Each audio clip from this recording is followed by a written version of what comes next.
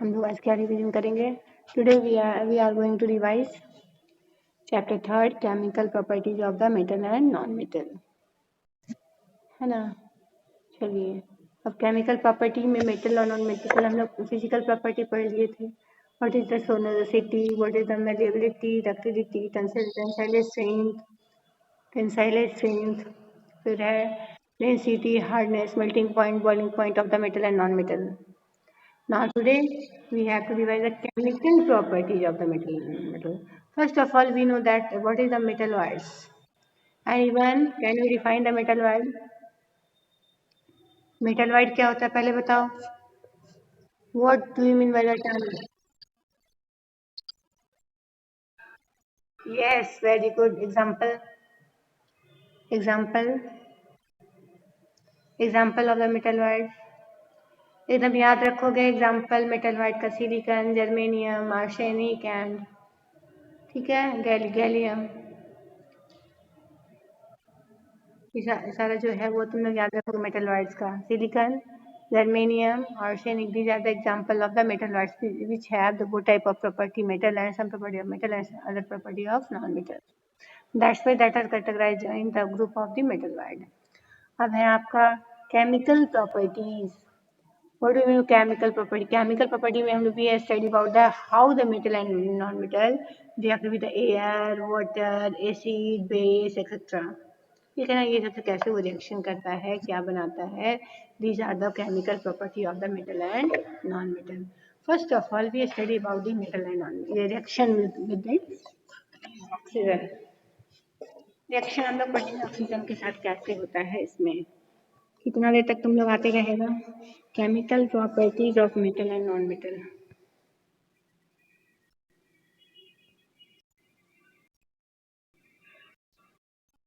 Chemical properties of metal and non metal. ठीक है. Chemical properties of metal and non-metal. Of metal, chemical properties of metal and non-metal.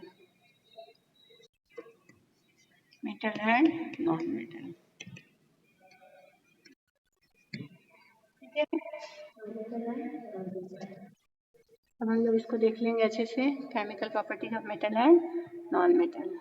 First of all तुम लोग metal का लिखना. Metal में क्या पहले रिएक्शन, पहले first of all the reaction with the water. reaction with oxygen.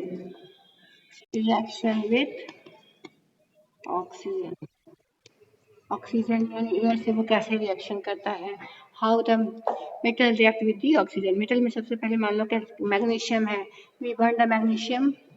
Magnesium ribbon लेंगे, उसको हम लोग पहले उसको क्या करेंगे, रबिंग कर देंगे. रबिंग करने के बाद हम लोग उसको बर्निंग करते हैं. बर्निंग से क्या होगा, वो रिएक्ट करेगा.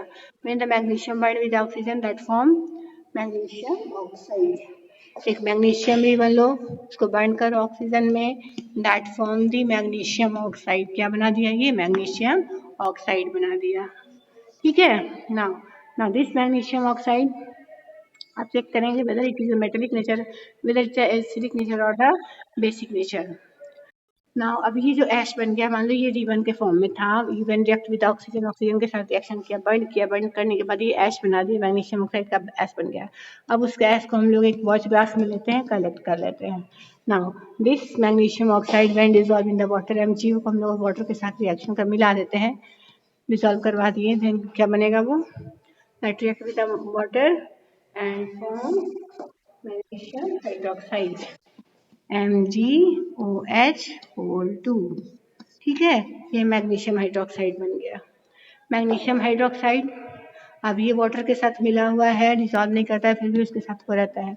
ना आप लोग को चेक करना है किससे, वो लिटमस पेपर टेस्ट.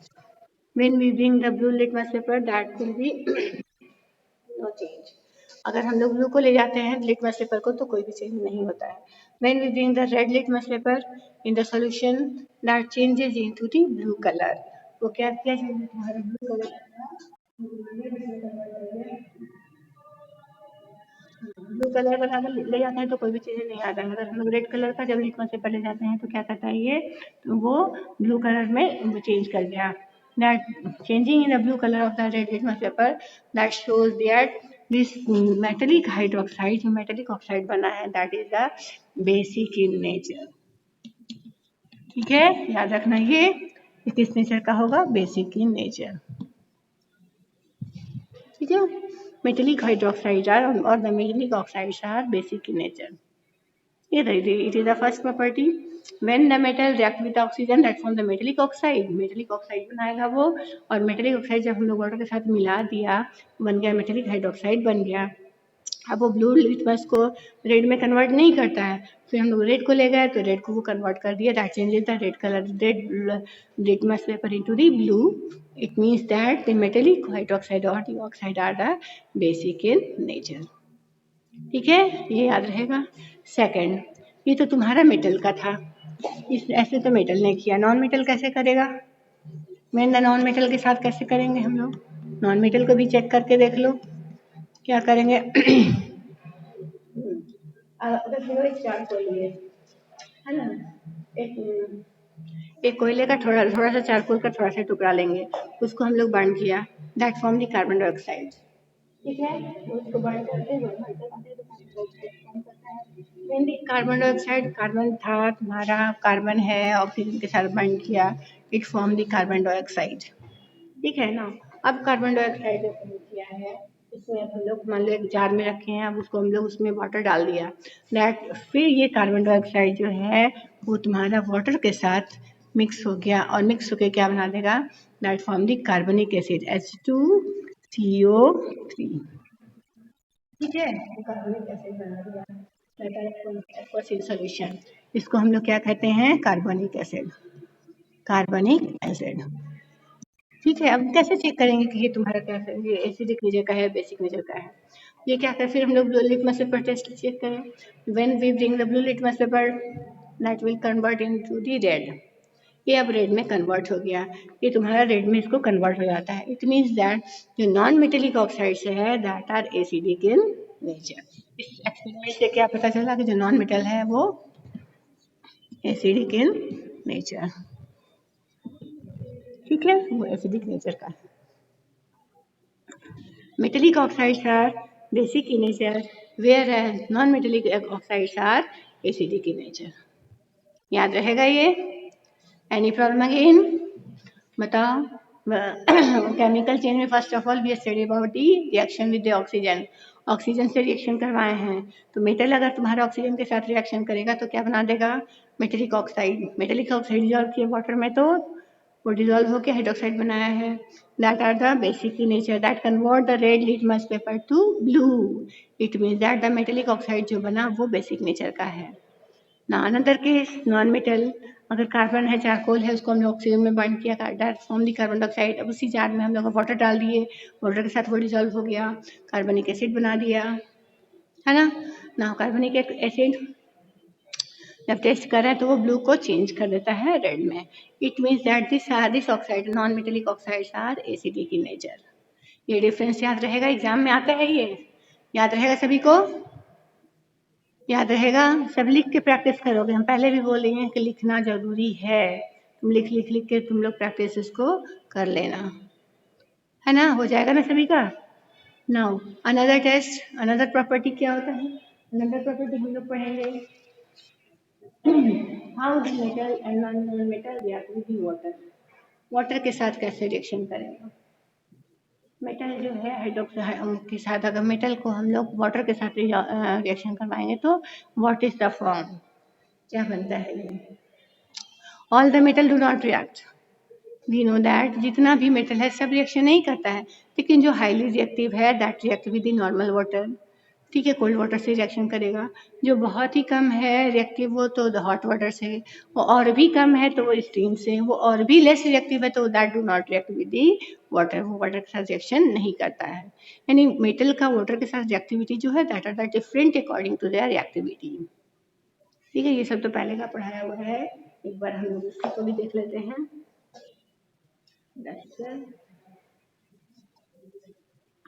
अब देखिए बात, reaction with water.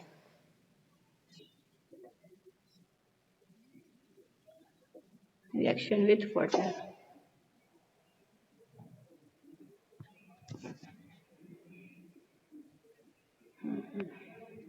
reaction with water.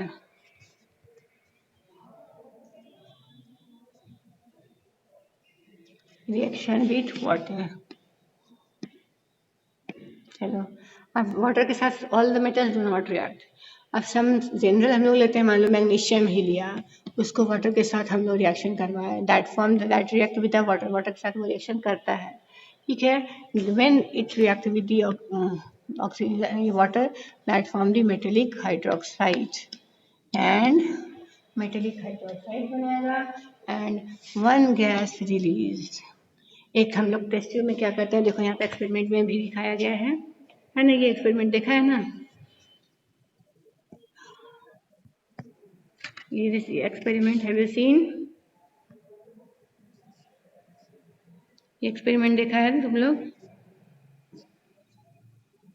देख रहे हैं ना. एक टेस्ट ट्यूब में हम लोग क्या, एक टेस्ट ट्यूब में क्या लिया, एक टेस्ट ट्यूब में मैग्नेट का टुकड़ा ले लिया, मैग्नीशियम ले लिया, मैग्नीशियम ले लिए, इसमें मैग्नीशियम ले लिए, इसमें वाटर डाल दिया, तो दोनों में आपस में रिएक्शन होने लगा, एक पूरा दूसरा हम लोग जार पे डाल देते हैं, और उसके बाद थोड़ा ही देर के बाद रिएक्शन शुरू होता है, गैस फॉर्म करेगा, गैस आप ऊपर चढ़ जाता है, फिर हम उस गैस को उस टेस्ट ट्यूब को हटा दिए, हटा के फिर हम लोग उसको चेक करते हैं, जो गैस है वो that burn with the popping sound. This popping sound show the presence of the hydrogen gas, है ना. ये जो गैस बनेगा ये पॉपिंग साउंड देता है, जब बर्निंग बैच स्टिक ले जाएंगे तो ये क्या देता है कि जो भी गैस बना है वो पॉपिंग साउंड दे रहा है, it means that gas is the hydrogen gas, वो हाइड्रोजन गैस है, ठीक है. रिएक्शन याद रखोगे, when the magnesium react with the water that form the magnesium hydroxide and the hydrogen gas. याद रहेगा, मेटल जो है वाटर के साथ रिएक्शन करके क्या बनाएगा, when the metal react with the water that form the hydroxide and release hydrogen gas. ये हाइड्रोजन गैस को हम लोग डिटेक्ट कैसे करते हैं, when we bring the burning matchstick that burn with the popping sound, वो पॉपिंग साउंड से burn करेगा, that popping sound shows the presence of the hydrogen gas. याद रखना, इसका डिटेक्शन है, इसका पता चलता है कि हाँ. But you know that the all metal have not the same reactivity, सभी का reactivity सेम नहीं है ना. देखो यहाँ पे बुक में भी दिया हुआ है, for example sodium and potassium metal react very vigorously with the water. This reaction gives out so much heat that the hydrogen evolve catch fire. Therefore, these metals are stored under the kerosene or the paraffin. ये line तुमको पहले भी तुम लोग को बोले थे, इसको तुम लोग याद रखोगे. What are the lining which react highly very vigorously? कौन सा मेटल है जो बहुत भी वाइब्रेसली रिएक्शन करता है, पहले भी तुम लोग को अंडरलाइन करवाए हुए थे, sodium and potassium are the very highly reactive that react with the air. Air के साथ भी अगर हम लोग एटमॉस्फेयर में आता है तो वो जलने लगता है, हाईली रिएक्टिव है. And that also do not store in the water, water में रिएक्शन नहीं कर सकते हैं, रिएक्ट नहीं कर सकते हैं, because it also react with the water and form the hydrogen gas. और ये जो हाइड्रोजन गैस है ना वो कंबस्टिबल गैस है, और ये जो रिएक्शन होता है वो हाईली एक्सोथर्मिक है, हाई अमाउंट में एनर्जी रिलीज करता है, हाई अमाउंट में एनर्जी रिलीज करता है, एक्सोथर्मिक है तो वो अपने आप को सोडियम को बर्न करवा देता है. That's why that do not kept in the water, इसलिए वाटर में उसको हम लोग नहीं रख पाते हैं. Now these metals are stored under the kerosene or the paraffin. ये भी क्वेश्चन है, क्वेश्चन था आपका पहले भी बताया हुआ है. Sodium and potassium do not kept in the water but it is kept in the kerosene or the paraffin wax. ठीक है. Magnesium does not react with the cold water but react with on heating. Zinc react with the boiling water, सभी की reactivity अलग अलग है, देखो कोई boiling के साथ बॉइलिंग वाटर के साथ जलेगा. And iron react with the steam, और आयरन जो है वो स्टीम के साथ करता है, indicating that it is a very much less reactive. Metals like the copper, silver, gold, platinum and the mercury do not react with the water at all. लेकिन कुछ ऐसा मेटल है, for example copper, silver, gold, platinum, mercury, वो कभी भी reaction नहीं करता है. ठीक है, याद रहेगा ये सब. तभी तो हम लोग मान लो गोल्ड का ज्वेलरी वगैरह पहने रहते हैं, कितना भी नहाते हैं, कितना भी कुछ करते हैं, कितना भी दिन तक पहने रहते तो वो उस पर कुछ भी नहीं असर होता है ना, because it is a very less reactive. कोई इस पर इफेक्ट नहीं पड़ता है, वो एयर का हो, वाटर का हो, एसिड का हो या फिर बेस का हो. ठीक है ना। नॉन मेटल्स याद रखिएगा आप, नॉन मेटल तो रिएक्शन किया, लेकिन नॉन मेटल क्या करेगा, non metal do not react with the water, कभी भी वाटर के साथ रिएक्शन नहीं करता है, नहीं ना करता है, करता है वो, अभी भी रिएक्शन वो नहीं करता है।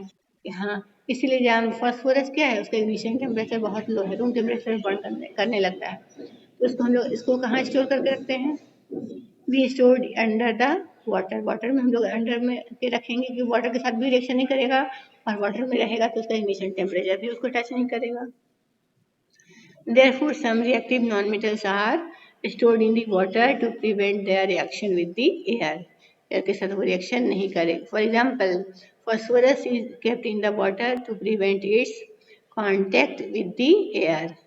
It catches fire on reaction with the air. तुरंत वो एयर के साथ रिएक्शन करके आग पकड़ लेता है। ठीक है, एनी प्रॉब्लम है? और कोई प्रॉब्लम है अभी? नहीं। अब हम लोग देखेंगे रिएक्शन विद एसिड्स, एसिड के साथ कैसे रिएक्शन करेगा। याद रखना मेटल कैसे करता है, नॉन मेटल कैसे करता है। व्हेन द मेटल एक हम लोग टेस्ट ट्यूब लिए, उसमें जिंक का टैबलेट डाल दिया, छोटा छोटा टुकड़ा डाल देंगे, या मैग्नीशियम का टुकड़ा डाल दिए, उसके बाद हम लोग उस पर एसिड डाल देते हैं, एसिड ले लिए सम क्वान्टिटी, यहाँ पे देखो सम क्वान्टिटी में एसिड में ले लिया, ऊपर से एक हम लोग जार से हम लोग कवर कर देते हैं, दोनों में आपस में रिएक्शन करना शुरू हो गया।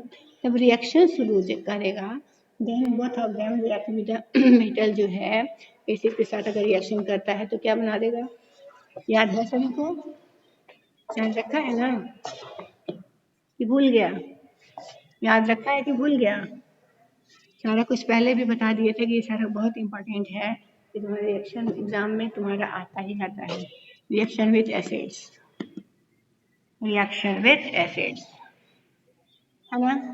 अब पहले हम लोग एक जार लिए थे, एक हम लोग टेस्ट ट्यूब लिया, टेस्ट ट्यूब लेते हैं, उसमें हम लोग छोटा छोटा टुकड़ा डाल दिए टैबलेट ऑफ दी जिंक।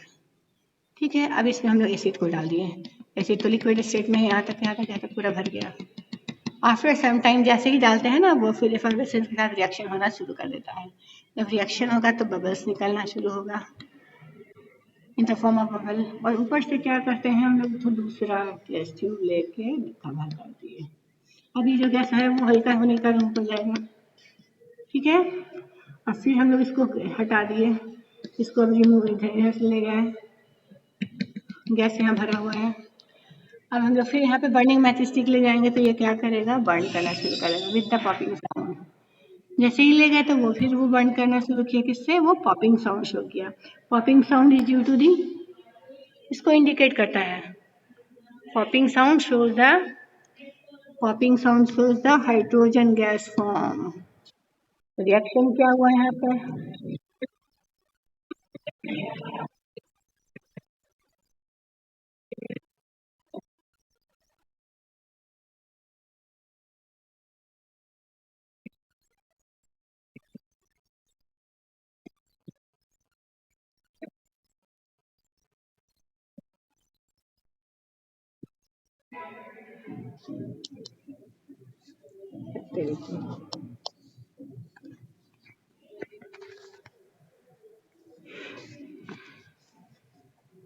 ठीक है ना। अब हम लोग मान लो जिंक टैबलेट लिया, डाइट्रेट विद हाइड्रो HCl डाल दिए, डाइल्यूट HCl डाल देते हैं, रिएक्शन फॉर्म करेगा ZnCl2, यहाँ पे 2 ले लिया, ठीक है, प्लस गैस फॉर्म H2, ये गैस है इसलिए ऊपर की ओर एरो दिखा देते हैं, दैट शोज द गैस, ये आपका बन गया zinc chloride, metallic chloride form and hydrogen gas.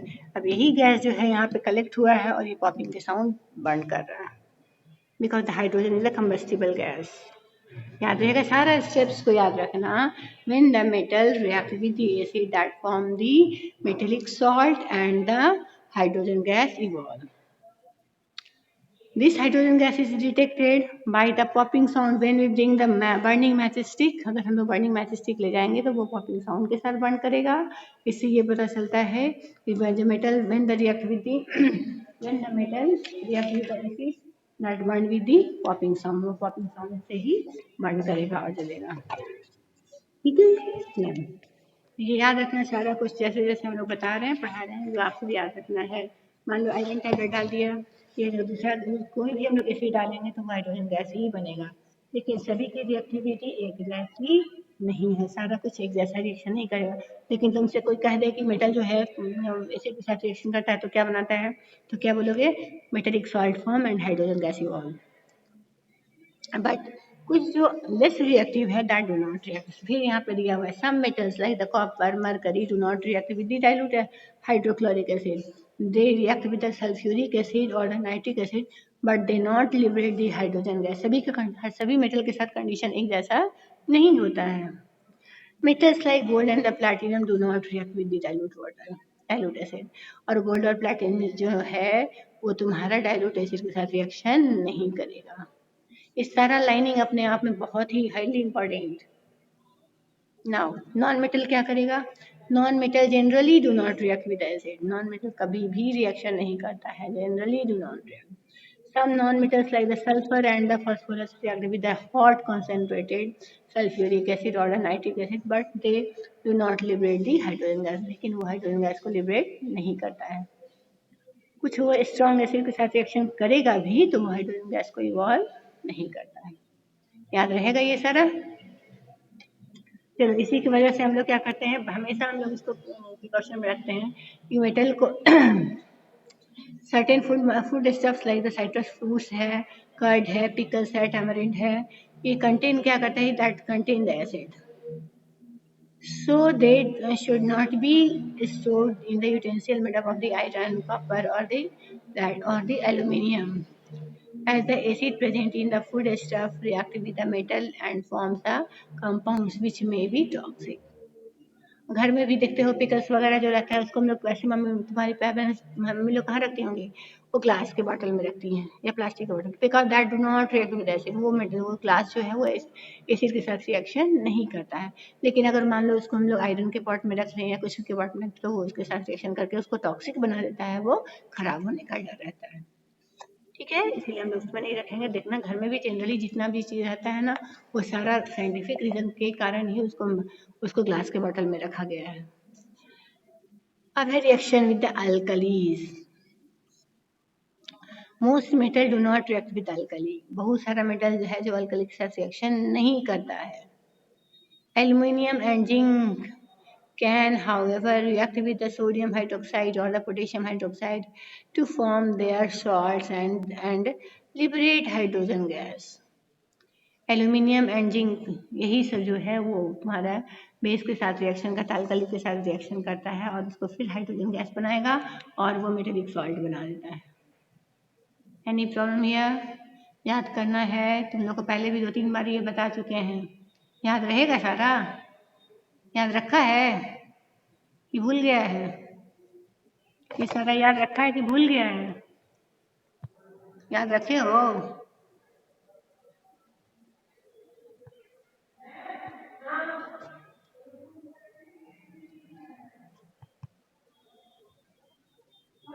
भी नहीं आ रहा है जी पार्टिसिपेंट वाला।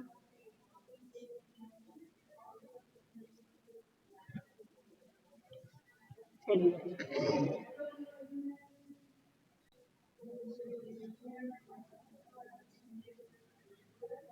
पार्टिसिपेंट मैसेज नहीं आ रहा है पार्टिसिपेंट का। पार्टिसिपेंट बोल रहे हैं तो कोई ध्यान नहीं दे रहा है।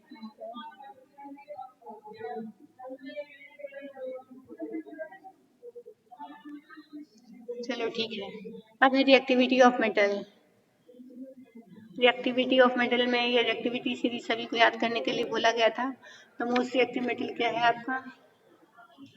The most reactive metal is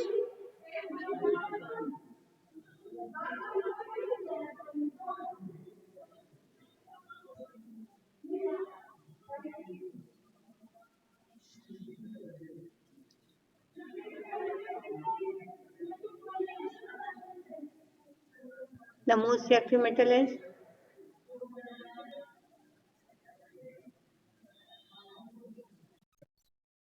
potassium. हमको लग रहा था कि तुम लोग म्यूट हो गए हो क्या, आवाज नहीं निकाल रहे हो, ऐसा क्यों? कुछ पूछ रहे तो पूछने पे बता भी नहीं रहा है।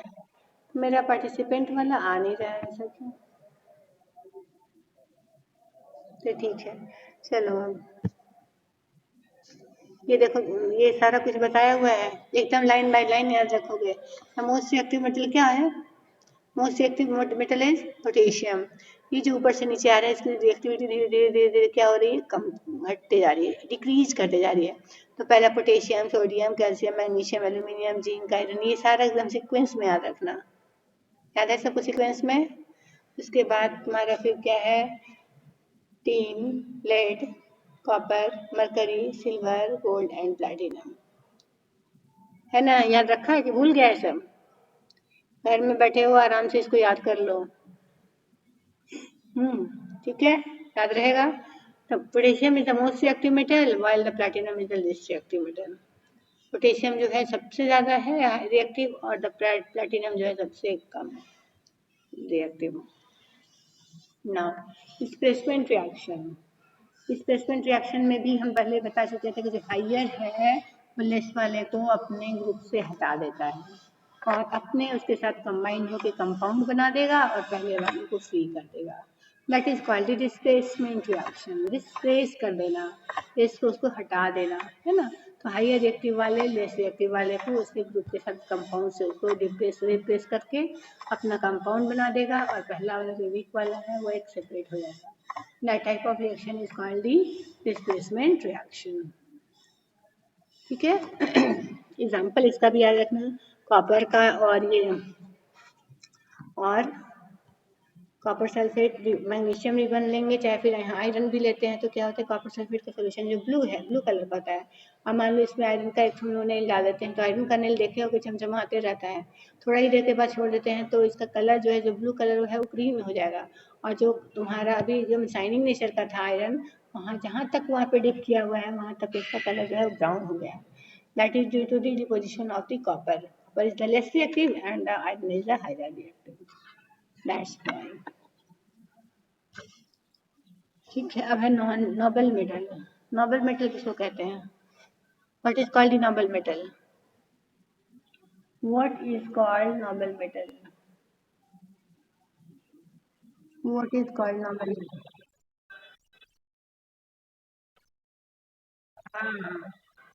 Those metal do not react with the air, water, acid, base. That is called the noble metal. उसको किसी चीज से उसको कुछ भी reactivity इसके अंदर नहीं है, तो that type of metal is called the noble metal. ठीक है, क्या चैट बॉक्स में तुमने लिखा है? कुछ आ नहीं रहा है। चलिए, नाउ अब है कैरेट। गोल्ड का मेजरमेंट कैसे करते हैं?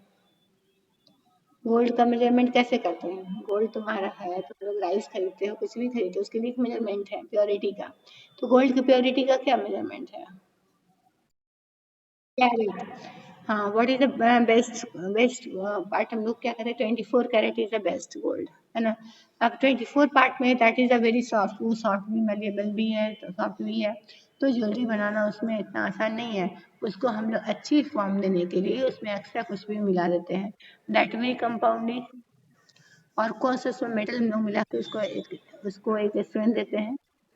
Copper and copper and silver, दो चीज डाल के हम लोग उसको उसकी प्योरिटी तो कम होती है लेकिन वो थोड़ा ज़्यादा ही टेंसाइल स्ट्रेंथ का हो जाता है, जिससे कि उसका आराम से ज्वेलरी वगैरह बनाया जा सके, यूज में उसको ला सके। ठीक है, तो so the for the purity of the gold is express in the terms of the carat. तो प्योर कैरेट का कितना होता है? 24 कैरेट। अगर 22 पार्ट है, उसमें कितना पार्ट डला हुआ है? The 2 part of the gold and ये silver and copper are mix with them. अगर 18 पार्ट को, अगर 18 कैरेट का गोल्ड है तो if you have 18 carat gold, तो उसकी प्योरिटी में और 6% की 18 पार्ट क्या है इसमें? गोल्ड है, और 6 पार्ट क्या है इसमें? And 6 part is a copper and gold is mixed. चलिए, uses of the metal. Usage of the metal, alloys and the non-metal. Usage of the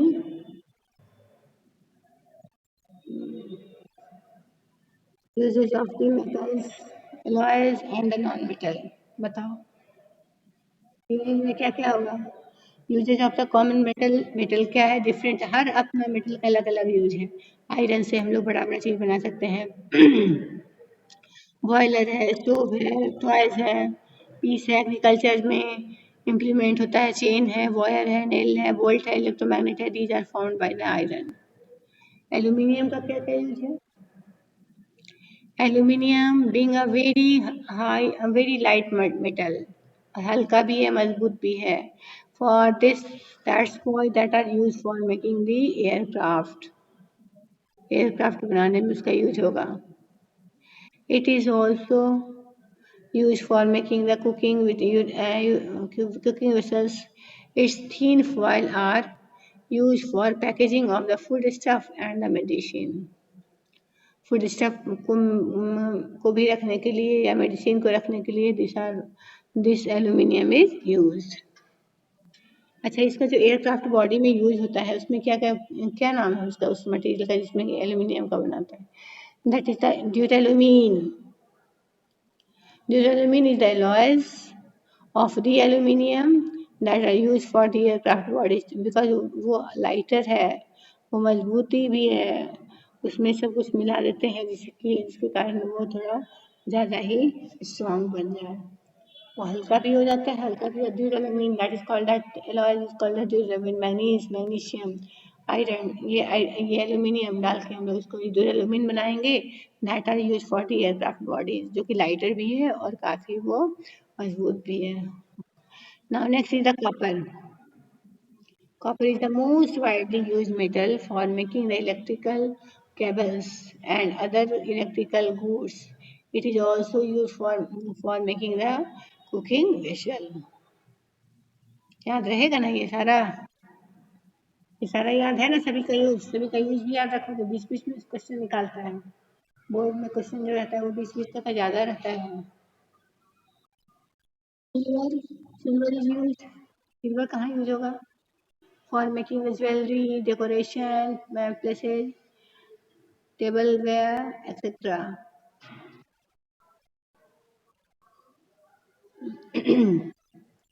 Silver, being highly malleable, can be converted into the very thin foil, which are used for decorating the food items.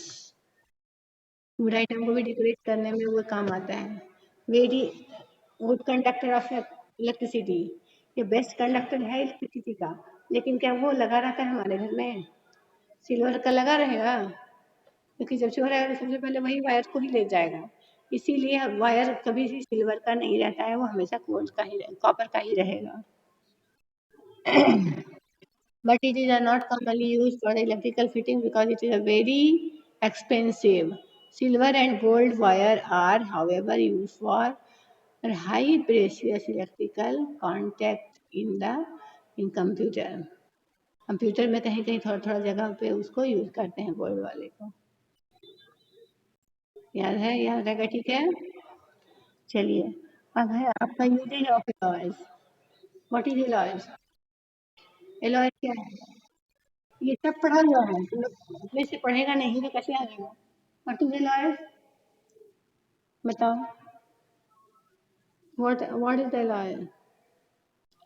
Alloy is the homogeneous mixture of two or more metal or a metal and non-metal by adding the appropriate amount of other metal or the non-metal.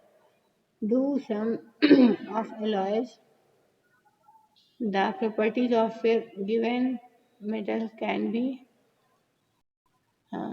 can be modified. Alloys are generally stronger, harder, and more resistant to corrosion. Metal alloy है तो इसमें कोई लगता ही नहीं। Stainless steel घर में हम लोग यूज करते हैं, देखते हैं कभी जंग लगे हुए? नहीं लगता है। दैट इज द एलॉयज, वो एलॉय है, डिफरेंट मेटल के मिलने से बना हुआ है।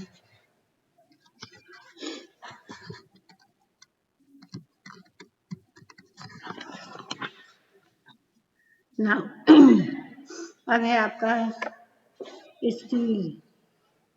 ये डिफरेंट एलॉयज है, सबका बोले थे नाम याद रखना, कंपोजिशन याद रखना, इसका यूजेज याद रखना, इशारा याद रखोगे। याद है कि भूल गया है? फिर से लर्न कर लेना जो भूल गया होगा। Steel, iron, carbon. Construction material, फिर स्टेनलेस स्टील जो हम लोग घर में यूज करते हैं, iron, chromium and nickel. Brass, copper and zinc. Bronze, copper and zinc. German silver, copper, zinc and aluminium. ये ड्यूरेलुमीन, ड्यूरेलुमीन में क्या होगा? एल्यूमिनियम, मैग्नीशियम, मैंगनीज एंड चलो, aircraft bodies. Alnico, it is very clear from their name. Aluminium, nickel, cobalt. Gunmetal, copper, zinc, tin and zinc. ठीक है, याद रहेगा ना? Uses of the non metal, non metal का क्या यूज है? Uses of the non metal, nitrogen in the form of fertiliser, essential for growth and development. Phosphorus is used in the matchbox industry and in the fertilizer.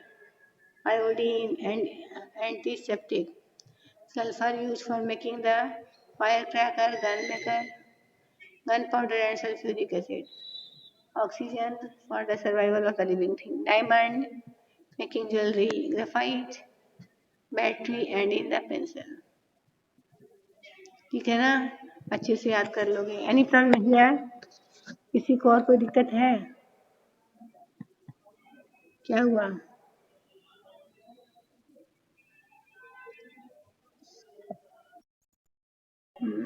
याद करना ऐसे बहुत सारा times है। ठीक है ना? चलिए, और क्लास है तुम्हारा?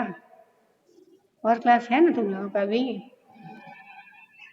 बताया नहीं तो। हाँ तो 1 बज गया, टाइम ओवर हो गया। मेरा अभी दूसरा क्लास है, इसको क्वेश्चन से याद करके आओगे, इसको कीवर्ड से याद करके आओगे। ठीक है? हाँ, गुड नाइट, बाय। पढ़ते रहना, याद करके आना।